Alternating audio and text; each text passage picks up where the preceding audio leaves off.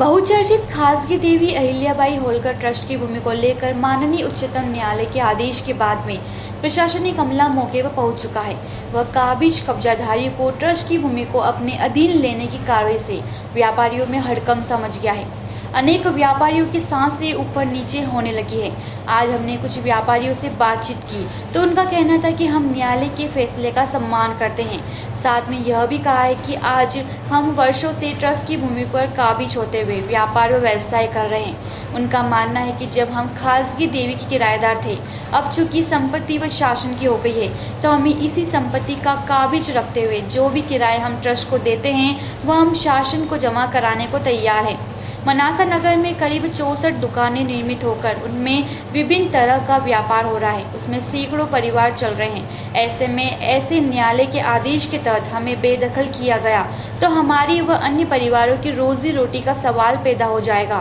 तहसीलदार द्वारा सभी दुकानों पर नोटिस चस्पा किए गए हैं। उसमें लिखा गया है कि यह संपत्ति शासन के अधीन हो गई है, इसका क्रय विक्रय व निर्माण न करें। सभी व्यापारी खासगी ट्रस्ट के किराएदार थे और किराया चिट्ठी सभी के पास है।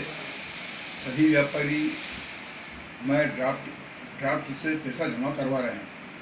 यदि कोर्ट के आदेश से अब ये सब खासगी ट्रस्ट की ज़मीन सरकार के कब्जे में है तो सभी व्यापारी पुनः नया नवीनीकरण सरकार के नाम से किराया चिट्ठी लिखकर, ऐसा है कि सभी व्यापारियों को उनको अपना व्यवसाय करने के लिए ज़मीन उनके पास, दुकानें उनके पास रहना चाहिए।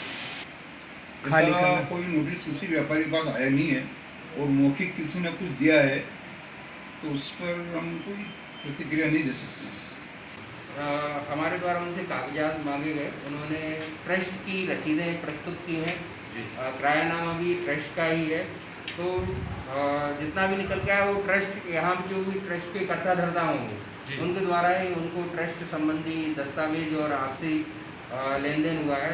ये भी बात निकल के आई कि जो माणिकवाग में ट्रस्ट है, ट्रस्ट ऑफिस है, वहाँ जाके ये लोग अपना साल का वो किरायानामा करते थे, भरते थे, एग्रीमेंट हुआ।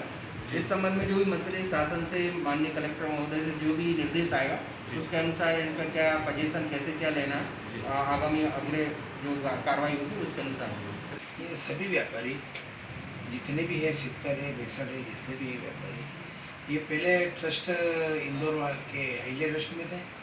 उसके बाद जो ये शासन के जो आपस में इनके जो और भी विवाद है हुआ, उसका निर्णय शासन की ज़मीन को देने का, परंतु हमारे यहाँ बिक्री किसी ने करी नहीं। जो भी है वो पट्टा लेख है और पट्टा लेख में किराए से है। अगर शासन चाहे तो ये हम सभी व्यापारी जो छोटे मोटे गरीब दूसरे से जितने बड़े व्यापारी नहीं है वो शासन को पैसे जमा कराएंगे। इसमें हमको कोई ऐसी नहीं लग रही है हमने किसी बिक्री के लिए या किसी बिक्री आपस को देंगे। आज तक वहाँ जो बैठे हुए व्यापारी है वो खासगी ट्रस्ट के किराएदार हैं। अब अगर किसी न्यायालय के निर्णय से संपत्ति शासन की हो गई है तो व्यापारी शासन के किराएदार हो जाए।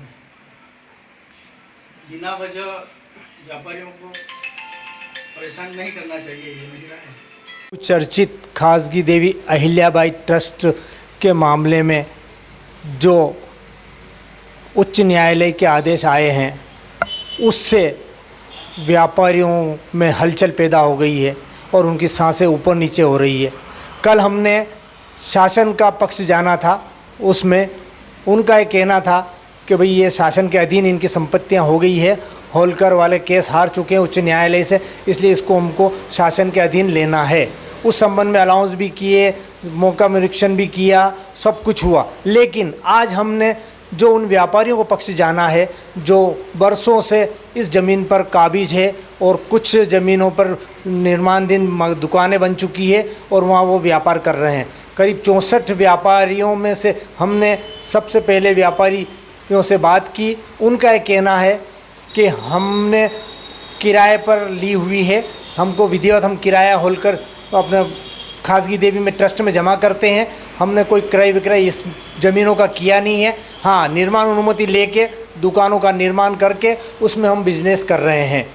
तो आज उनसे बात में उन्होंने बताया कि चूँकि उच्च न्यायालय का आदेश है उसके विरुद्ध हम नहीं जाएंगे, और सरकार उसको अधिकृत कर रही है, कर सकती है, करे, लेकिन हमारा क्या, हमको बेदखल न किया जाए, हमको किराया सरकार ले हमसे, खासगी देवी को न जमा कराते हम सरकार को करा देंगे।